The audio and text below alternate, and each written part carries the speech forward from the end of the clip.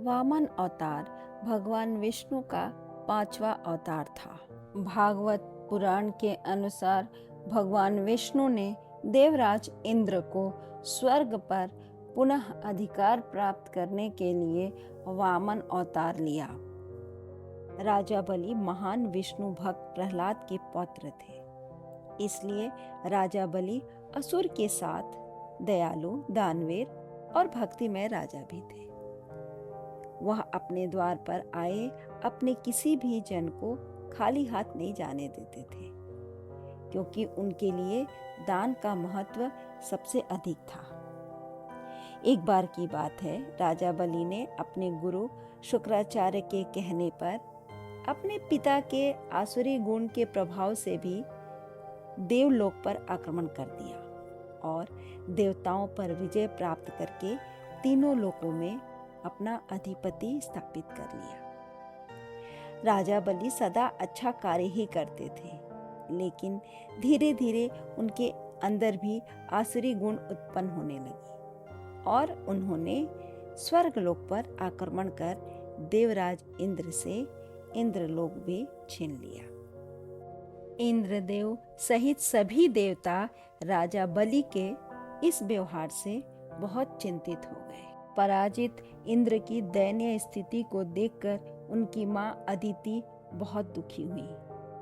उन्होंने अपने पुत्र के उद्धार के लिए भगवान विष्णु की आराधना की। फिर भगवान विष्णु ने अदिति माता के गर्भ से वामन भगवान के रूप में जन्म लिया। एक समय राजा बलि अपने गुरु शुक्राचार्य के साथ मिलकर एक यज्ञ कर रहे थे। तभी उन्हें एक ब्राह्मण की आवाज सुनाई दी, भिक्षाम दे। राजा बलि ने अपने गुरु से कहा, गुरुदेव, प्रतीत होता है कोई ब्राह्मण देवता द्वार पर आए हैं। तभी शुक्राचार्य ने कहा, आप यज्ञ को बीच में छोड़कर किसी को भी भिक्षा देने नहीं जा सकते राजन। राजा बलि ने कहा, गुरुदेव, हमारे द्वार से कभी कोई खाली हाथ वापस नहीं जाता है। ये हमारे धर्म के विरुद्ध है। हम उन्हें भिक्षा दिए बिना नहीं जाने दे सकते। राजा बलि तुरंत यज्ञ छोड़कर ब्राह्मण देवता के पास जाते हैं और उन्हें प्रणाम करते हैं और उनसे कहते हैं कि मैं आपको क्या दूं? स्वर्ण, हीरे, मोती, हम आपको क्या दे? कहिए ब्राह्मण देव। ब्राह्मण रूप वामन भगवान कहते हैं, एक ब्राह्मण को भिक्षा के अतिरिक्त और क्या चाहिए राजन? आप मुझे भिक्षा में केवल 3 पग भूमि दे दीजिए। यह सुनकर राजा बलि कहते हैं, ब्राह्मण, केवल 3 पग भूमि? ये तो बहुत कम है, परंतु 3 पग भूमि आपके किस काम की? 3 पग भूमि में तो कोई मनुष्य खड़ा भी नहीं हो पाएगा।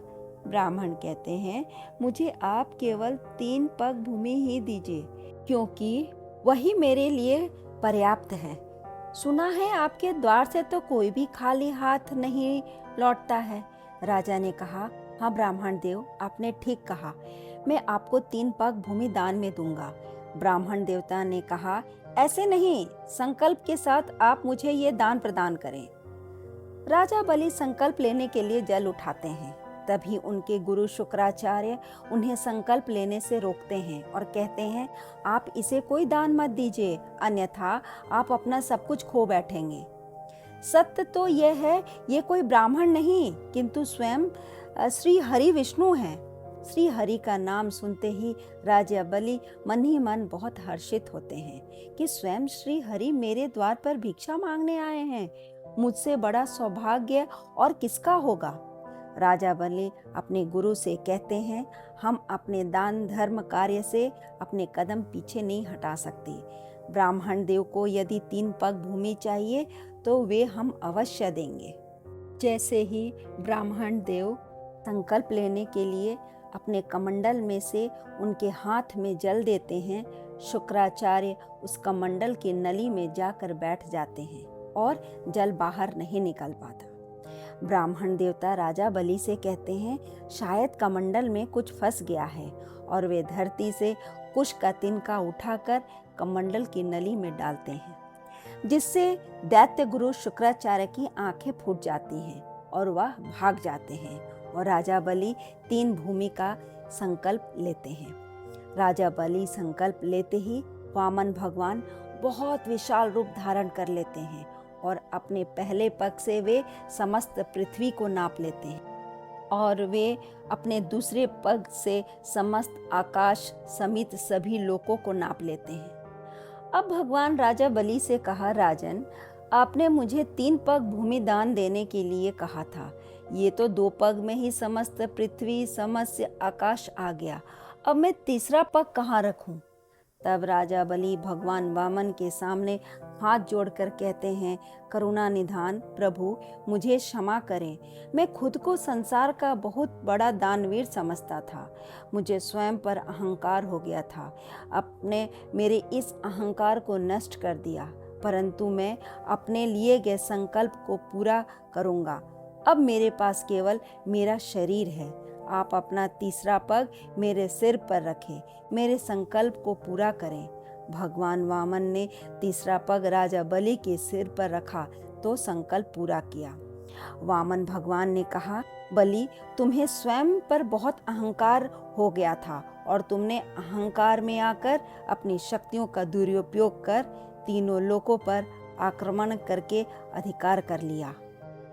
तुम्हें तुम्हारे अहंकार से मुक्त कराना अत्यंत आवश्यक था।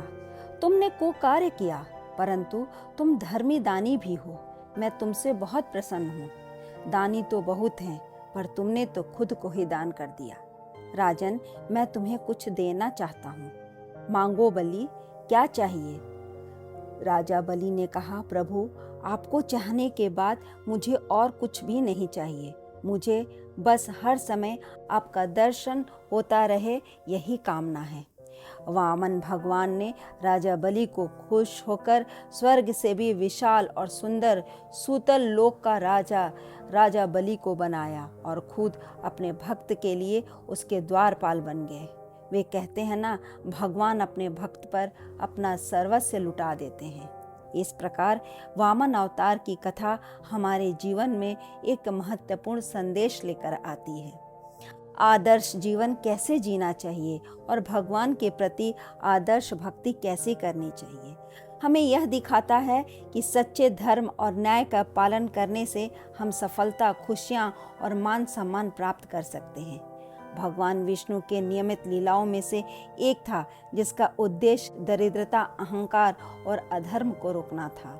बलि राजा ने इस क्रिया को सही भावना से स्वीकार किया और उसे आदर पूर्वक निभाया। धन्यवाद। कहानी अच्छी लगे तो लाइक करें, सब्सक्राइब करें और शेयर करना ना भूलें।